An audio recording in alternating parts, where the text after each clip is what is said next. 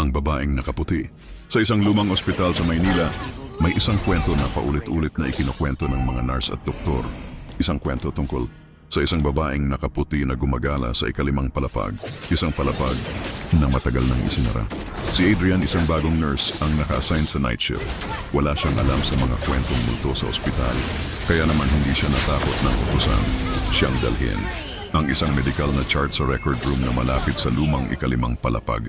Habang naglalakad siya sa madilim na pasilyo, napansin niyang may bukas na pinto sa dulo ng hallway. Isang pinto na dapat ay nakakandado.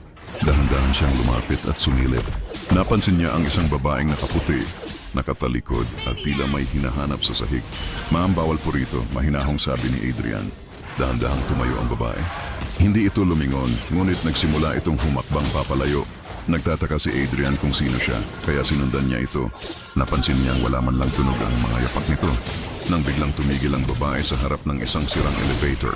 Doon unti-unti itong lumingon kay Adrian. Doon niya nakita, wala itong mukha. Sunod niyang naalala ay ang kanyang sarili na sumisigaw at patakbong bumaba sa nurse station. Nanginginig siyang nagsumbong sa mga senior na nurse. Napabuntong hininga ang isa sa kanila at tumingin sa kanya ng seryoso. Siya ang dating pasyente rito.